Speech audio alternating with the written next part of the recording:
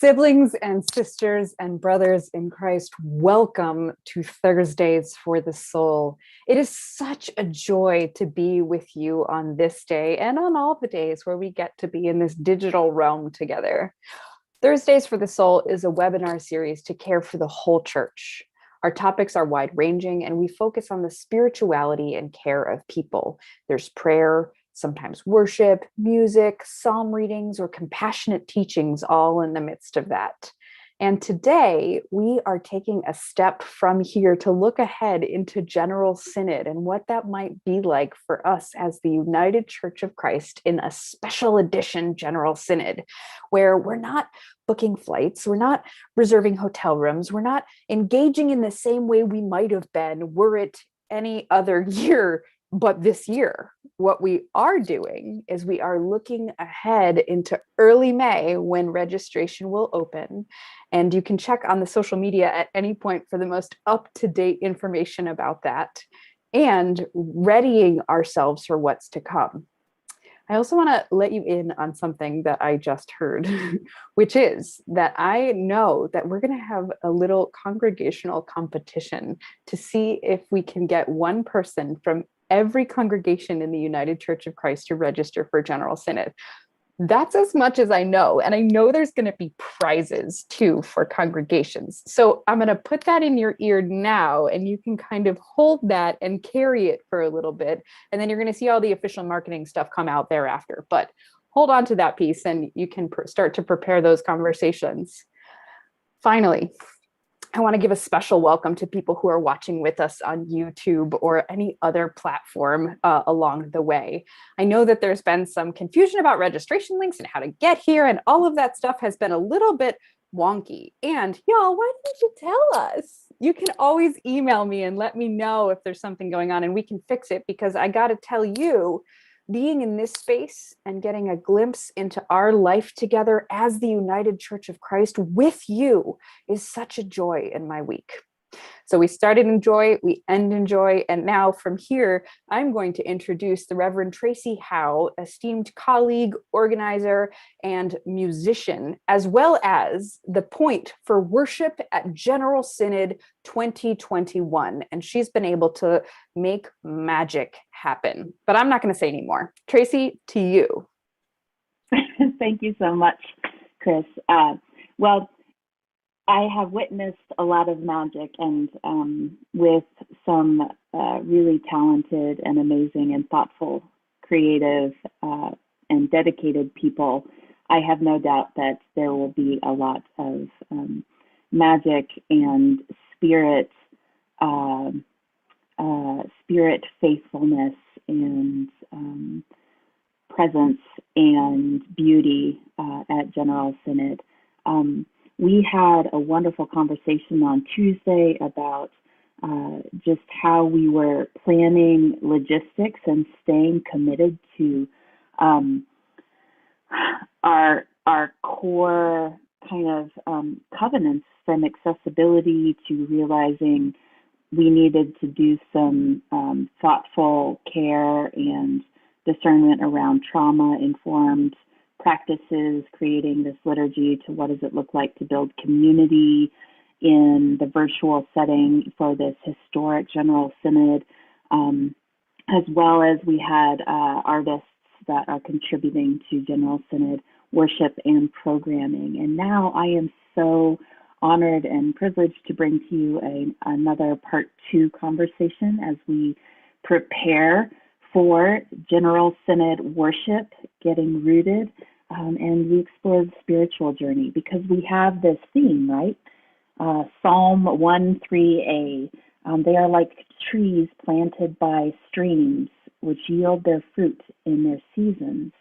But that's so many things. That's an image. It's a process. It's a history. It's a documentation. It's a context.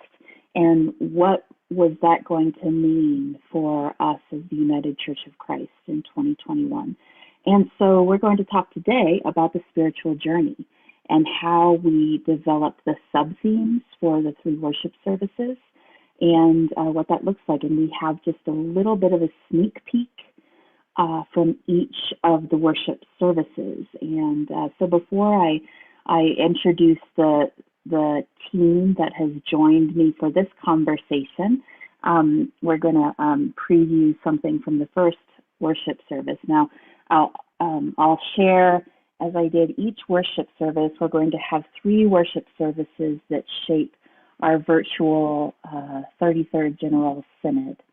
And each worship service has an elemental, a theological, and a contextual grounding. And we're going to speak much more in the next hour about where these came from and why, the what, why, and how, and all those kinds of things, because it was with much discernment and prayer and exploration that these things were chosen, and we landed on them. But the first worship service is soil and rootedness and the context of, or the contextual grounding of rural and environmental issues.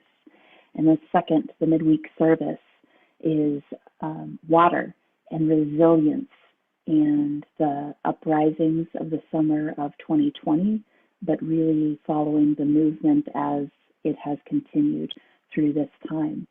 And the third service is air, resurrection, and the COVID-19 pandemic. And with that, we have a lovely selection, a song that is being woven into some of the liturgical material for the opening service, Soil, from an artist named Samuel Lockridge. So please keep in mind that things that you're seeing now and hearing now, or however you're experiencing them, are being compressed quite a bit. And when you experience them at General Synod 33, we are looking for ways to share them with you at the highest definition and with accessibility, including ASL, captions, and being translated in both Spanish and English, which we aren't able to share right now, but you can look forward to that at General Synod 33. So with that, we share this video.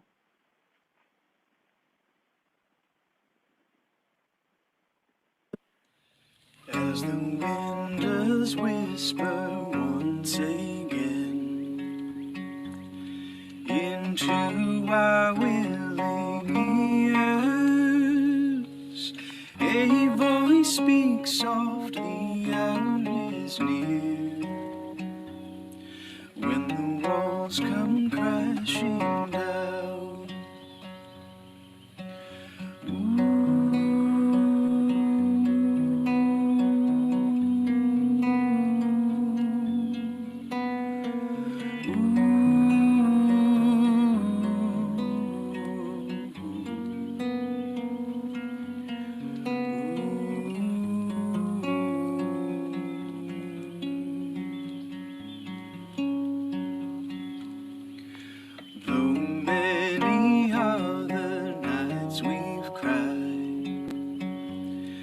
the sun comes in the morning, so have no fear of the wild, my dear. When the walls come crashing down, so have no fear of the wild, my dear. When the walls come crashing down.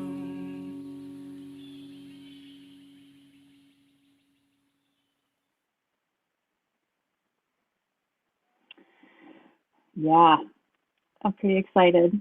So I hope that we are now in gallery view and you all can see my beautiful colleagues, my siblings, and those I've had the joy of learning from and working with and co-creating with, the Reverend Neil McLean, the Reverend Dr. Cheryl Lindsay, and the Reverend Tiwa Ngani. So I would love for you all to just go around, maybe introduce yourself, tell our viewers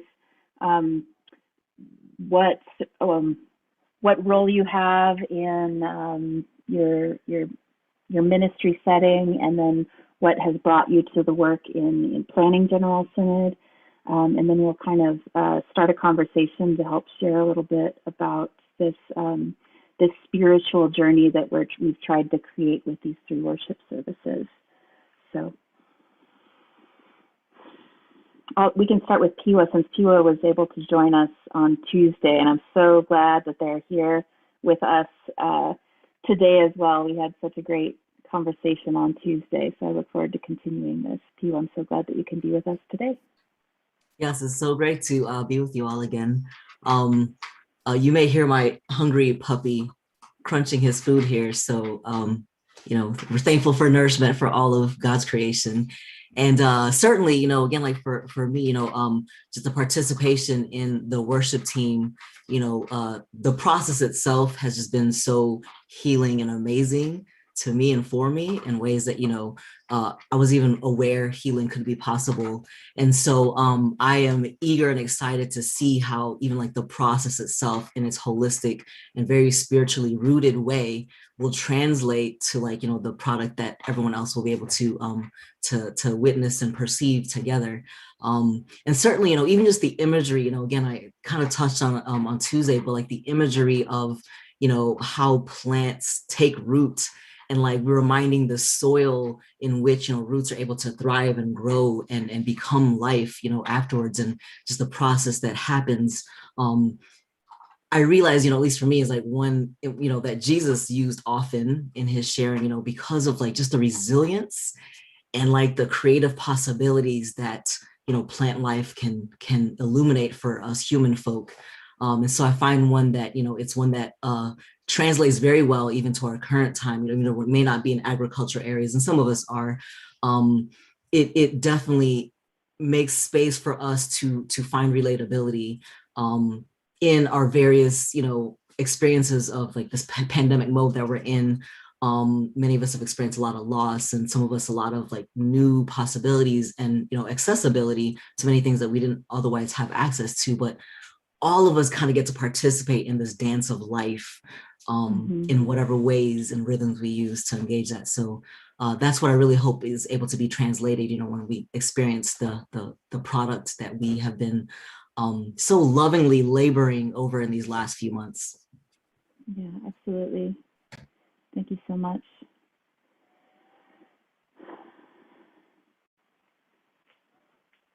Mia. Good afternoon, all, or whenever you are viewing this. I'm Mia McLean. I'm bringing greetings from Charlotte, and it has been a thrill to be on this planning team since November, I think. I reached out to just sort of say, hey, I would love to help, and ended up doing much more than helping, which is totally great. I have thoroughly enjoyed this. I love planning worship. I love the ability to play. And because we are in this predicament that is the pandemic, we get to play a little bit differently than we might normally get to play.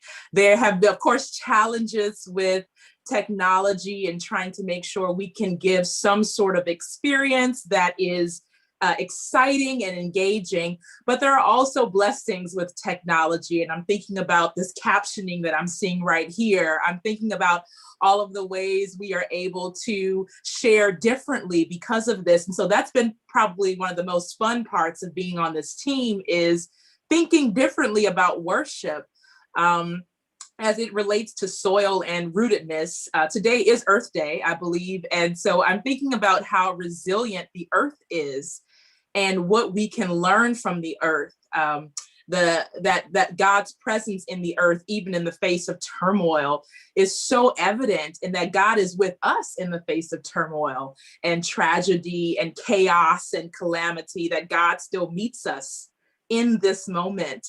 And so that's been a wonderful leaning into as we've been meeting together for the past few months. So excited to be a part of this. And I guess I should pass it on to the Reverend Dr. Cheryl. And I have been blessed to be part of this team in sort of a parallel track. I'm working on the sacred time content. which is not part of the actual worship services, but is a way for us to encourage and help facilitate participants creating a sacred space at home. I think one of the things out of this time of pandemic that a lot of people have been engaging in creating sacred spaces wherever they may be versus going to a sacred space. In prior synods, we have always had a place where people could go for refreshing, for reflection, for healing, sometimes after difficult conversations, for prayer and connection.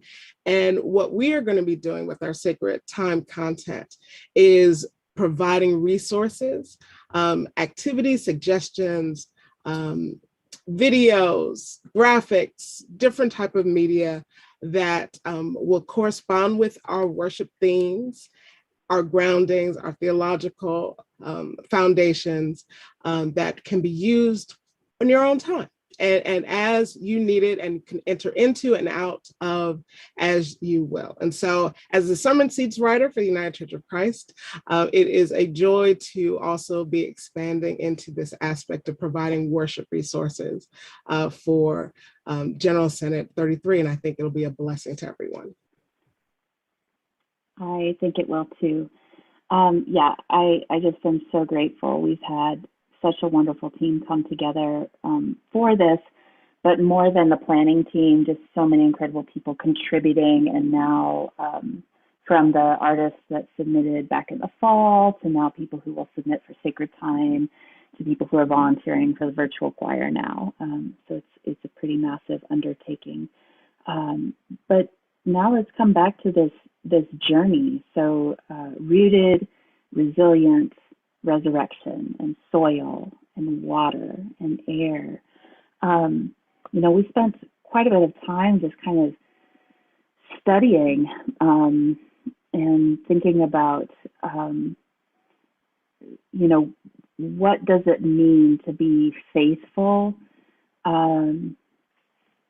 faithful to capturing what God is uniquely doing among us right now with the United Church of Christ that is unique. Like people will look back 50 and 100 years from now and say, this must have come from this time because I see all of these things. This is what God was doing right now. And also what God has always and forever will do for God's people. That both of those things, like how can we faithfully find those threads and demonstrate and embody that in the liturgy and the worship services, and to keep coming back to that. And we identified these contexts. We identified these contexts pretty quickly of COVID-19 and the uprisings and rural environmental issues. And we also realized that they were going to be ongoing. So even the way that we were seeing them now would likely be ongoing. And we've seen that, for example, the uprisings and the Chauvin verdict just came out, and COVID, now people are getting vaccinated. And so we are very aware that, we're grieving, but we also are still processing. It's so hard to we can't quite process what's happened. We're just starting to do that. And we're being vaccinated and yet still impacted by death. People are still actively suffering and dying, and all these things are true. The elements came in as we started talking, just because that looking at the tree and the cycle and what sustains it all became so clear, and what kind of the embodiment of the Spirit in this psalm was, right? I wonder if anyone could speak to that. We talked about, for me, rootedness, also like just being able to bring ancestors and legacy in was important. but also there was, when we talked about the ability to bring ritual in and the elements, I know the midweek worship service is going to have a ritual in it and trying to expand people beyond the virtual setting. But how is that, have you all been reflecting as you've kind of seen the services come together? What's that kind of felt like to you? Or what kind of questions or hopes do you have for people as they kind of step into this experience? Like, they're going to have expectations. What, do you have any encouragements or questions or hopes?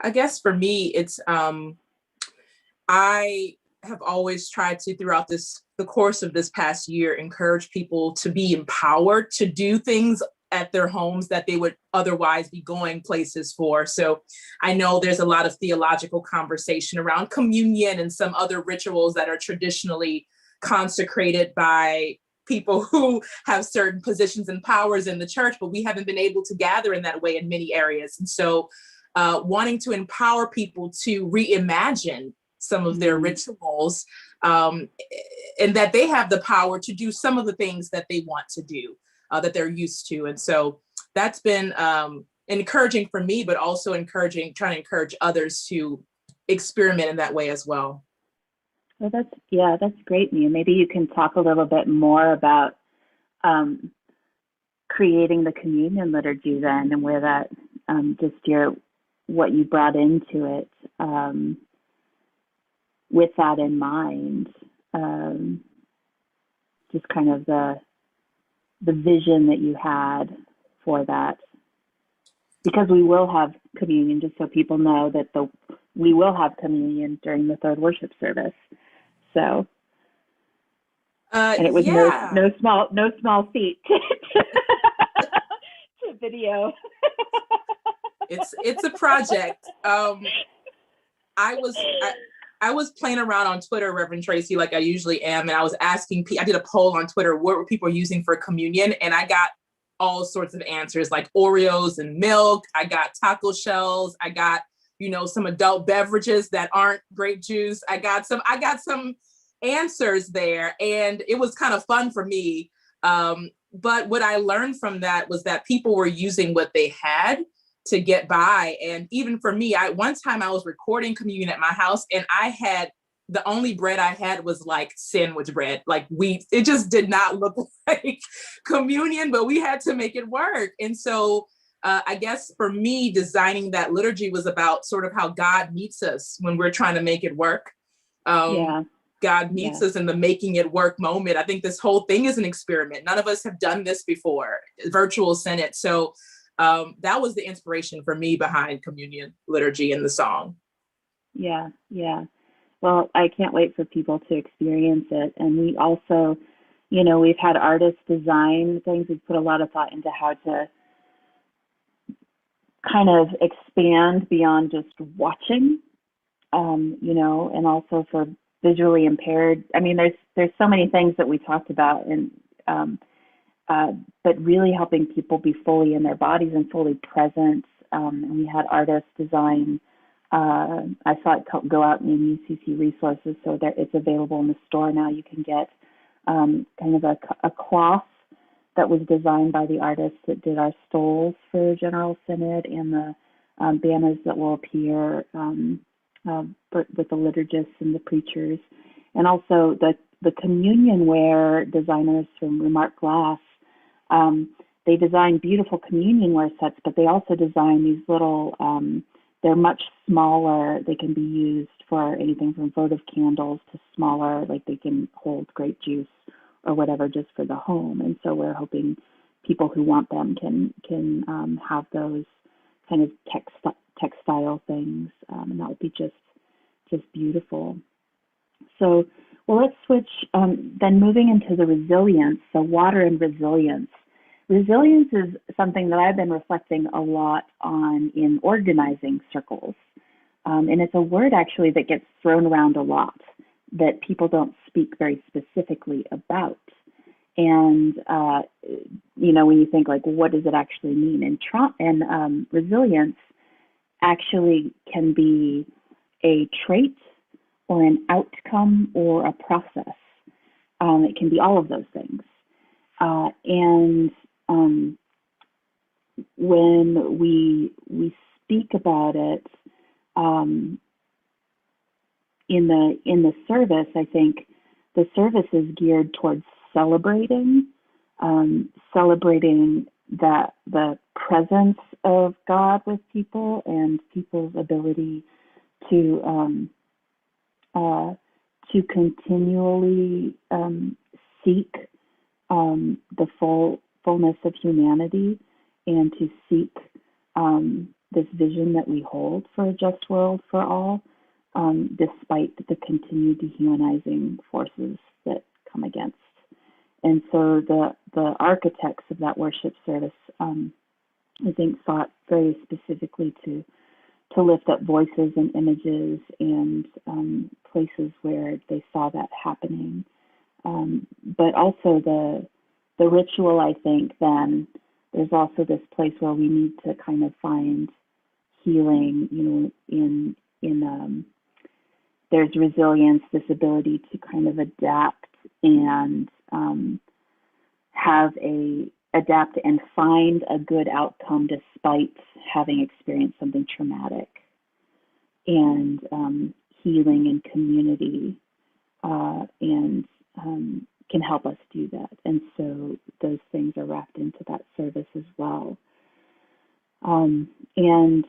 Mia, we chose one of your original pieces to be part of this song. So this is going to be our teaser from the second service. We had a song from the first service. So I would love some reflections, or just for you to share whatever you wish. I will also say again, for those who are viewing, as an artist, this is a unmastered version of the song. And so he is being very generous, letting us preview this song today, and it's also coming through on a format that's not high definition. So for both of those reasons, we are extremely grateful that she's letting us preview this song, and we receive it as a great gift. But Mia, go ahead and share a little bit about the song and resilience, what it means to you. Sure, thank you. So when I was writing the song, I was reflecting on particularly the story in the Gospels of the Transfiguration, which is one of my favorite, where Jesus is on a mountain, and it says that Elijah and Moses show up on either side of Jesus on this mountain, and he's talking to the disciples and things. And it's sort of this, mystical scene. And I started thinking about all the people who show up with us when we're doing work, resilience work, or when we're rising up, that there are ancestors who are showing up with us. There are people who are with us in the flesh showing up with us. I think about my grandmothers, I think, who are both deceased. I think about people who I'm inspired by, like Maya Angelou and Lucille Clifton. I'm thinking about, particularly as somebody who identifies as woman and Black, I think a lot about Black women who I consider my Elijahs and Moseses in the Transfiguration moment. And so I wrote this piece reflecting on that passage in the Gospels. And so I hope that it will be something that people can sit with and think about their own transfigurations, whoever those people are for them in their lives. So I believe that we will now have a video shared with this music, and I hope that you can experience it in whatever way you can.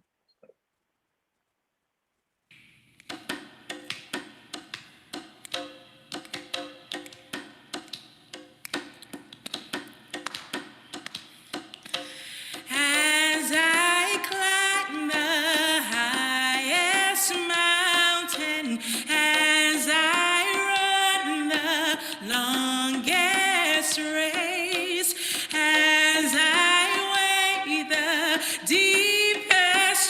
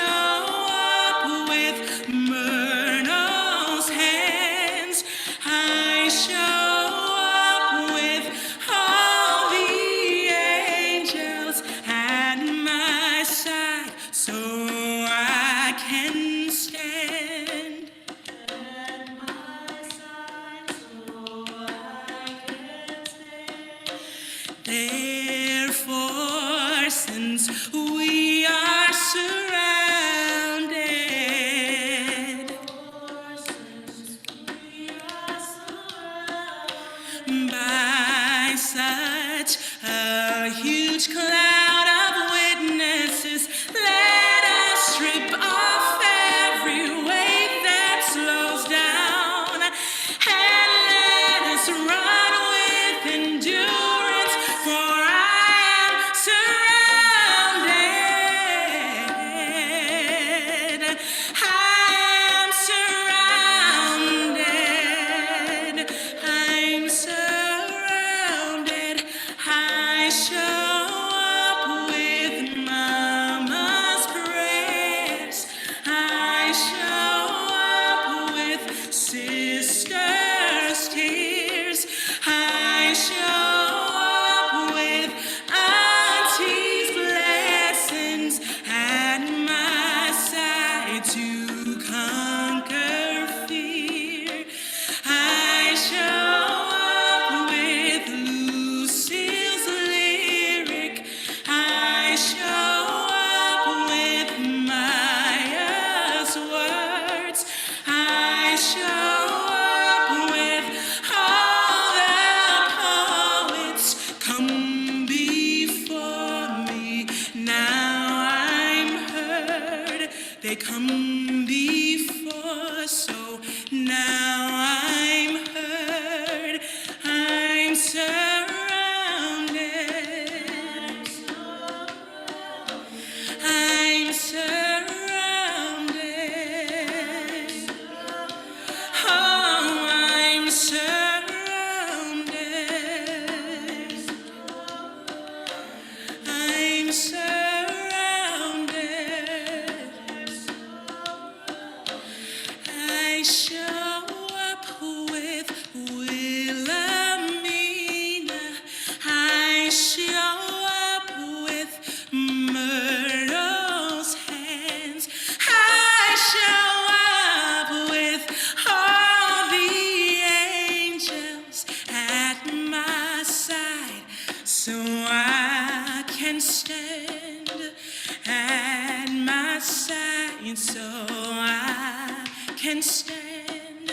They're at my side, so I can stand.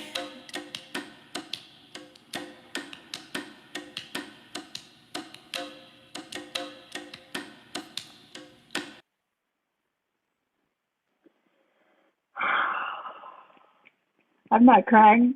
You're crying. We're all crying. Mia. I see.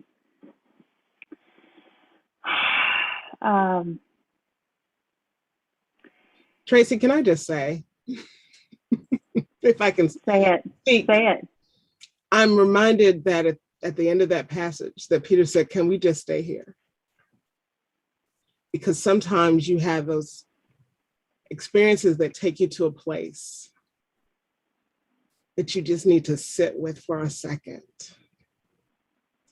And Mia, that took me to a place that brought forth names known and unknown to me of my mother and my grandmothers and my ancestors whose names I will never know. Thank you for that gift to the church. Thank you. I'm also just reminded that, or just thinking about resilience as holding both the truth of the reality and the hope of aspiration in the same place and at the same time. And I think that also is a place that I was entering into, surrounded. Oh, thank you. Yeah. Resna Menachem in My Grandmother's Hands writes about resilience. And he states, it's also about, it can be a trait or an outcome. It can be nature and nurture. But he also writes that it can be a force that comes from outside ourselves, like this circle of witnesses. And he tells a story. He just uses this simple kind of illustration about, someone who's running a race and would otherwise quit if not for, a group of friends at the end who cheer the person on, but because there's a group of people cheering them on, they find this strength beyond, within, and the witness, it's this force that comes from outside, that is part of resilience that allows them to finish, and all those things. And there's a lot in that, but all those things like rootedness, resilience, and resurrection, right? I really just want to say thank you for whoever decided it was a great idea to do these kind of preview webinars for the Synod worship services, because then this gave us an opportunity to hear directly from Mia, kind of what went into this, because, I've often preached on and read and heard about, that transfiguration moment. And I actually have never experienced it like I just did right now. And so, it's, I've spun it in many different ways, don't try to grab onto this moment, it's fleeting, right? But like a Reverend Cheryl just said right now, I get Peter not wanting to stay in that moment because I just witnessed it in a way that I never have, right? And this being, kind of this season that's extended required resilience for many of us with the different identities we embody and hold and have to live in this world that's not quite ready to have all of us in our wholeness. I'm reminded, of a saying, and don't remember, I'm going blank on the origins or who said it, but the saying that talks about, they crushed us and put us into the ground and didn't realize we were seeds. So this idea that even as we are crushed and the seed parts of us may be tattered and extracted and open, right, cracked open sometimes before the time for it to be open, that life is yet possible. And so just witnessing, that gorgeous offering that you gave us and hearing, kind of what you poured into it, Mia, for me, just really, I felt that seed crushing of these last few years.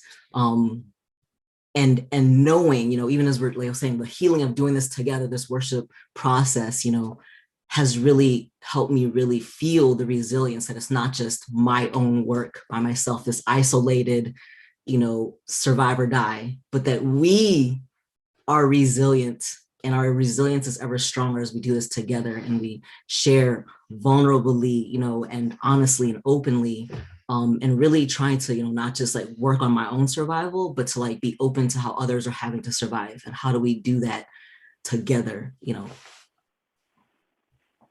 That's right. And that's why we do the work, right? Because we get the chance to kind of, that's what we've talked about this. It's been really demanding to do this work and prepare for General Synod, but this is why we do it, because it's such a joy and we learn so much, and then we are connected to one another. And bearing it together is, then we start to witness this life-giving fruit and partake in this life-giving fruit along the way. And it's amazing.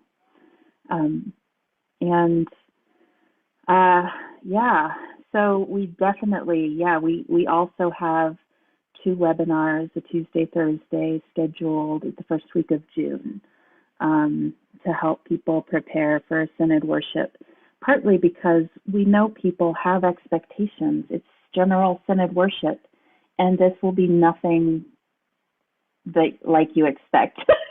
we know that much, and we all know that coming in.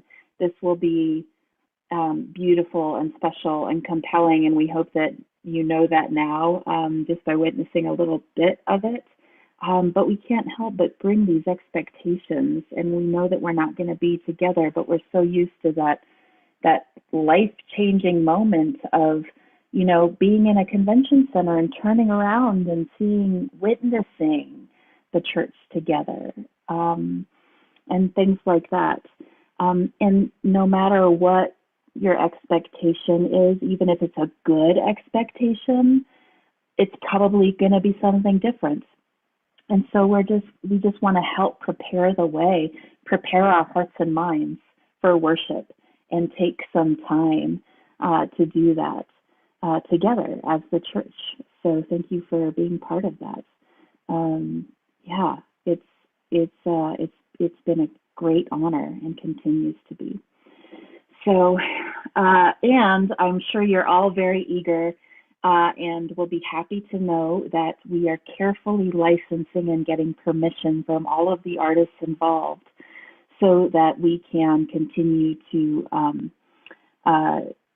resource local churches and make sure that this material will be available for use in some way or another, and that we will be able to package it in a way that will be usable to you, since churches will likely go to hybrid forms beyond General Synod. And we are producing just so much incredible material and working with so many incredible artists along the way. That really has been just a joy to discover incredible people like Mia and like others. So we are going to make the worship at General Synod, I believe, will stream free for everybody to see. Just so you know, there will be, you register for General Synod, and it is worth registering for General Synod because there's going to be other events, and we're a part of this church. We want to invest in the future of this church and come together, and there's resolutions on the docket, and there's other things going on for this special edition, but the streaming of the worship services will be free and available to all at the General Synod website. So that will be, I anticipate historic viewership as well, and we've been preparing for that. Will be a chance to share who we are and give a continuing extravagant welcome to our siblings, to the wider church, to the spiritually curious, to our ecumenical partners, and who knows. And there's going to be an incredible amount of workshops. Like, we had a lot of submissions and they're going through, but the workshops will just be, it will be worth it. So you want to register, and the workshops will be dynamic, and there's going to be special offerings, and we've prepared a bunch of cultural offerings that will be woven in. It'll be great. With the time that we have left, I want to make sure that we do give a little bit of the preview of the last worship service. And we come, Piwa, I think Piwa, it was in the meeting when we met and we were talking about air and breathing and COVID-19. You remember that? It was kind of a moment. It was a moment where we knew that we had to we knew that this was it, and we knew and we know that it's going to be it's a lot to hold. Everybody's been impacted, so we also, as we mentioned on Tuesday, we've been working with Native communities for the land acknowledgement, but pushing beyond land acknowledgement to just what does it mean to be Native in the land, and kind of allowing the Native community to voice what does it mean to be rooted in Native and resilient in Native and resurrecting in Native. But certainly when we talk about COVID-19, the Native community has been impacted in ways that are just devastating. And they also have been beacons and embodied such hope and just consistency. And Bill Snell, who we ended up working with for this third worship service, when I talked to him in the planning, he said, he lives in the Rim Rocks of the Montana area. He said, this is the same place where we had a smallpox epidemic. And our people, this is alive in the kind of the memory of our people. And so they chose to do something for their people, but also for the world. in it, and so he tells this story, and it's a great honor that they're allowing us, the Rocky Mountain Tribal Council is allowing us to share it in the context of our worship service. So we're going to share this third preview from the closing worship service of General Synod. Welcome in Kahe.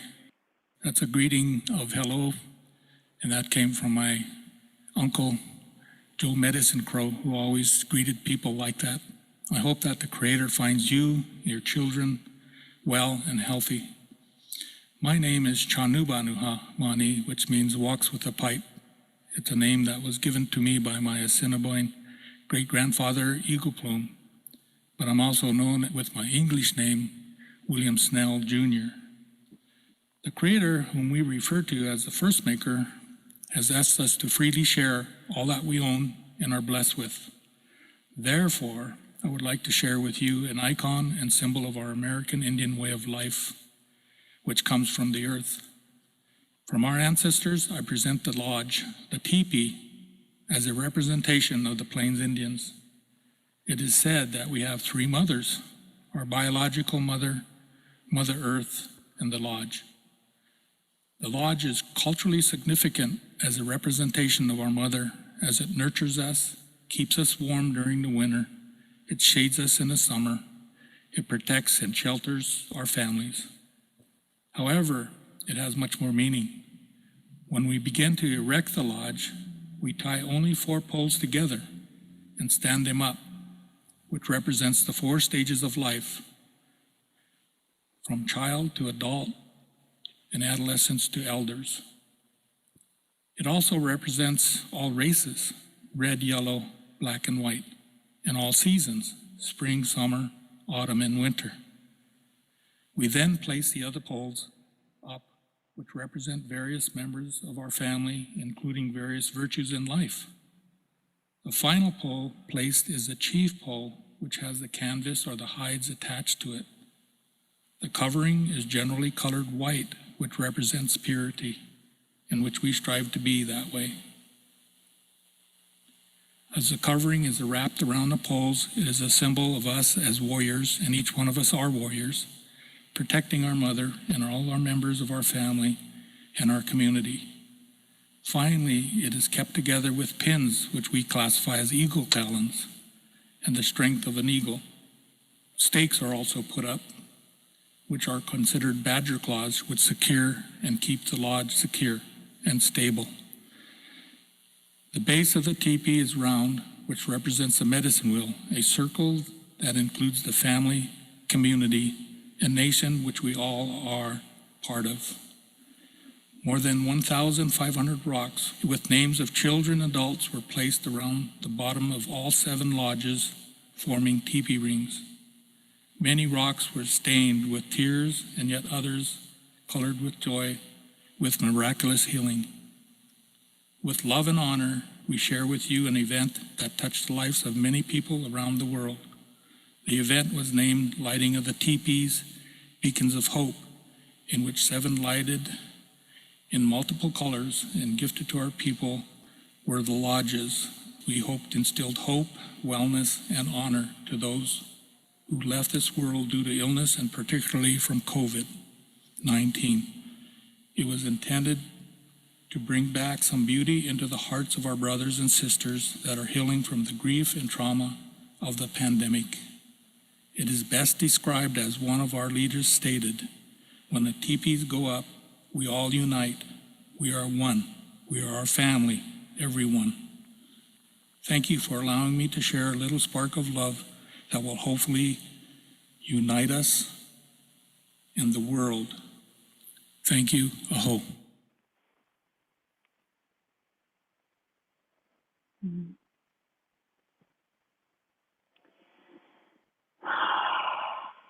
So we have many people and many peoples contributing to this journey. And we are trusting the Spirit is very much alive in it all, and that we are faithful stewards. So we have these services, these allotted slots, to bring people together. But because we don't have, these other spaces to kind of interact, we also are hoping that we can bring some of that possibility outside of the screen time to you, the worship services to you. And I'm going to invite Cheryl now to share about that. And if you think about the lesson of the construction and the significance of the teepee, of that creating that sacred space, and the ways in which our dwelling places can become our sanctuaries, we are providing resources to help facilitate with that. So if you imagine as your experience in General Synod, you begin your day perhaps with a devotional that we provide, or a guided meditation that might be something written that you can save to one of your smart devices or that you can print out, or just a brief exercise to ground you and get you centered for the moment. Maybe sometime after a workshop, you want to spend some time reflecting upon what you've learned or what still needs to be pondered or what God is calling us to do in response. Or maybe you utilize some questions, directed journaling. Or after a plenary session, you need some refreshing or the hard work of a resolution committee. And you need an opportunity just to listen to a song that sings, or to watch some visual that calms or delights, or video that intrigues you, or some suggested activity that invites. You might want to share the experience of Synod with the congregation of which you are a part or that you serve, through a sermon, through prayers, or theological reflections that also explore these same things that we've talked about. And that's the type of content that we're looking for a sacred time. These resources will be curated, again, reflecting the theme, the overall theme of Synod, rooted in love, but also coinciding with the worship service theme, so that we also take that same journey throughout the time of General Synod. And so we have a Google form, or you can reach me directly with your submissions or questions for more information. We're looking to get as many submissions by May 15th to allow us time to put them into packages and present them in a way that will facilitate the sharing and experience of sacred time, and creating that space, and helping you to create that space for yourselves, doing it in a different way of doing it in community. So if you have any further questions, again, you can ask me, reach out to me directly. You can find me on ucc.org, on the Sermon Seeds link on our website, and I'll be happy to answer any questions you may have about that. But we're looking for a variety of submissions, so feel free to just shoot things to us, and we'll figure out things from there.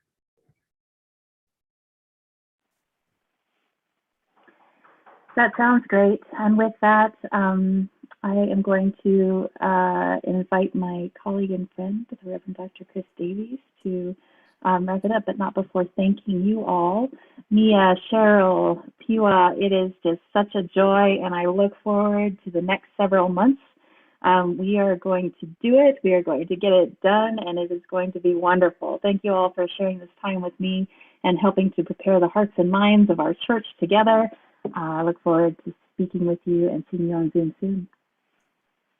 The first time that I went to General Synod was in Atlanta, and it was years ago. I was at that point a youth in the United Church of Christ and a youth delegate, and I had no idea what I was getting into. And I've been going consistently in one way or another, in one role or another since then. And I know that's true of so many of you. And I got to say, Tracy Howe, to you and to this whole team and the folks that you've pulled together, the foretaste of Synod worship here the foretaste of what it can be when we are not limited by the space we are in, only by our imagination for how we can be together, has been so deeply appreciated. What a gift. My soul feels like, despite it all, we're going to worship together. We're going to be church. And we're going to do that because of all of this glorious, beautiful, gifted labor that each one of you has poured into it.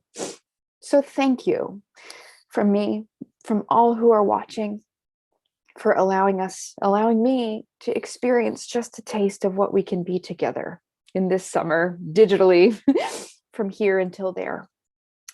And if you watching are so moved, if you are as amazed as I am that you've pulled this together, please consider donating to the annual fund of the United Church of Christ by texting UCC to 41444.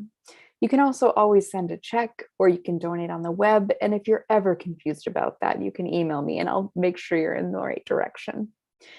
And I want to let you know about what is upcoming.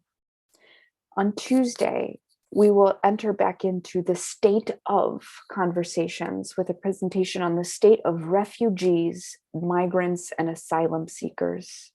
And on Thursday, a week from today, we'll hear from author Miguel de la Torres in Gonna Trouble the Water, a live reading and book discussion. And I know all you scholars out there are getting excited for that. So from there, all the way to, I cannot wait to be with you again in these digital spaces where incarnation is challenging, but spirit is overflowing. Thank you so much. So to close us out, I'm going to pass it back to you, Tracy, to pray us into the rest of our day, wherever that may be. Absolutely. Beloveds, please receive this prayer. Loving God, Creator, we thank you for the gifts of soil, water, and air.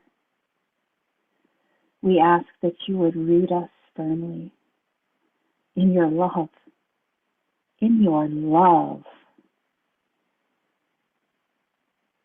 this family that we have, in this community that we build and that we make.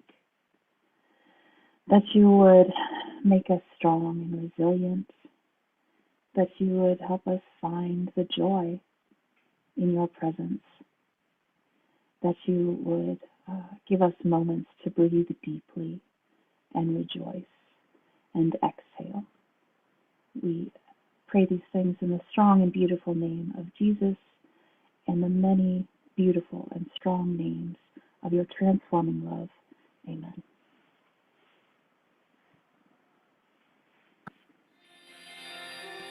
Siblings in Christ, if you are moved by this conversation, if what's been offered here has helped enhance your ministry or has nurtured your soul for the journey, please consider donating to the annual fund of the United Church of Christ by texting UCC to 41444.